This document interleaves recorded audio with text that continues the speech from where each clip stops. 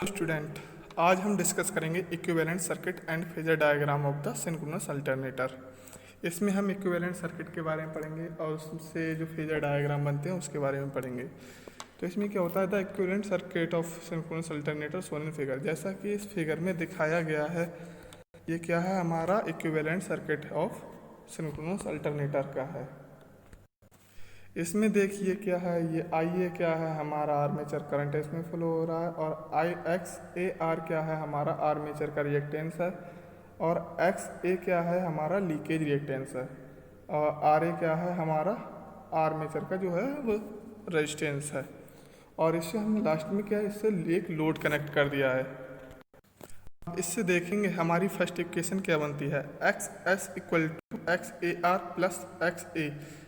ये दोनों रिएक्टेंस हैं, दोनों रिएक्टेंस को हम जोड़ने पे क्या मिलेगा, हमें स्टेटर का फुल रिएक्टेंस मिलेगा, दोनों का टोटल रिएक्टेंस। इसे हम क्या फर्स्ट इक्वेशन मान लेंगे, और इसे हमने फिगर में भी रिप्रेजेंट करके दिखा दिया है। ये फिगर बी में देखिए, एक्स ए और एक्स ए आर को और एक्स ए को हमने एक्स एस मान लिया है।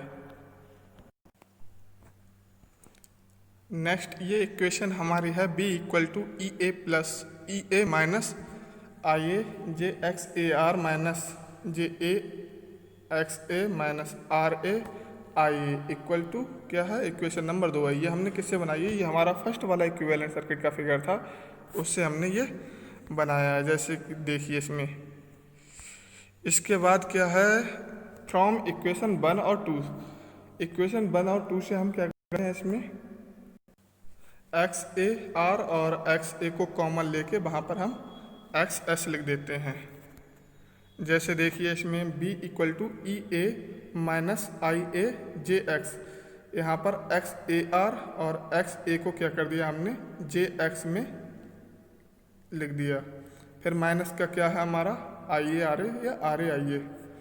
फिर इसके अगले क्या है, नेक्स्ट इक्वेशन हमारी b equal to E A minus I A. इन दोनों को क्या किया हमने, दोनों को कॉमन ले लिया। कॉमन लेने पे क्या होगा, हमारा जे एक्स और प्लस आर ए हो जाएगा। इसको हम क्या करते हैं, इसे जेड भी लिख सकते हैं, तो b इक्वल टू हम हो जाएगा ई A minus I A Z S. तो इस तरह से हमारा क्या हो गया, ये इक्विवेलेंट सर्किट हो गया। अब इसके हम फेजर डायग्राम को पढ़ेंगे। यहाँ पर हम देखेंगे 3 टाइप के फेजर डायग्राम। सबसे पहला क्या है हमारा लैगिंग पावर फैक्टर पे, और दूसरा क्या है हमारा लीडिंग पावर फैक्टर पे, और तीसरा है हमारा यूनिटी पावर फैक्टर पे। तो इसमें सबसे पहले देखते हैं lagging power factor. Lagging power factor में क्या होता है, देखिए इसमें हम क्या करते हैं, वोल्टेज को रेफरेंस लाइन मान लेते हैं।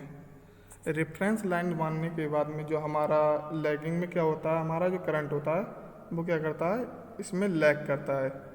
लैग करने पे अब हमारा इसमें एक रेजिस्टेंस और इंडक्टेंस, वो रिएक्टेंस दोनों लगे होते हैं। तो रेजिस्टेंस के केस में क्या होता है, जो हमारा फेजर होता है वो वोल्टेज और करंट दोनों की डायरेक्शन में होता है।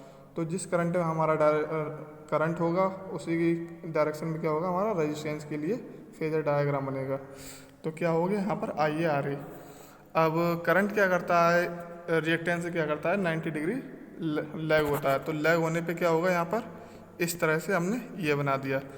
ये बनाने पे क्या होता है, हमारा टोटल, इससे अगर ये कनेक्ट कर देंगे तो हमारा टोटल इम्पीडेंस हो जाएगा, और इस पॉइंट को हम अगर इससे कनेक्ट कर देंगे तो हमारा क्या हो जाएगा, ई ए। तो इस तरह से हमारा क्या हो जाता है, इसमें लैगिंग पावर फैक्टर का फेजर डायग्राम बन जाता है। इसके बाद देखें हम leading power factor. Leading power factor में भी इसी तरीके से क्या करते हैं हम, इसमें ये वोल्टेज को रेफरेंस लाइन मान लेते हैं, और इसमें क्या होता है, जो करंट होता है वो हमारा लीड कर रहा होता है इस तरह से। इसमें आई ए करंट हमारा क्या है, लीड कर रहा है। अब करंट की ही डायरेक्शन में क्या होता है, रेजिस्टेंस का भी फेजर डायग्राम बनता है। तो आई ए आर ए हो गया। अब ये करंट से क्या होता है, 90 डिग्री, रिएक्टेंस के केस में 90 डिग्री क्या करेगा, लीड करेगा। तो इसके लिए हम इस तरह से बना देंगे, इस तरह से बनाने के बाद में जो बी पॉइंट है, बी पॉइंट से हम अगर इस लाइन को जोड़ेंगे तो क्या होगा, हमारा ये टोटल इम्पीडेंस निकल आएगा।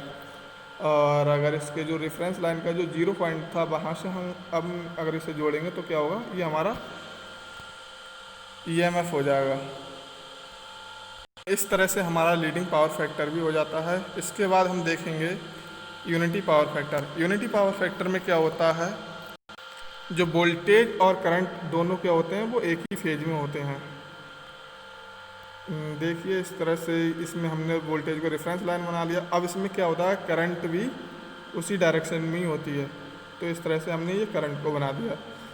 अब हमारा रेजिस्टेंस के केस में क्या होता है, जो फेजर डायग्राम बनता है वो करंट और वोल्टेज दोनों की सेम डायरेक्शन में बनता है।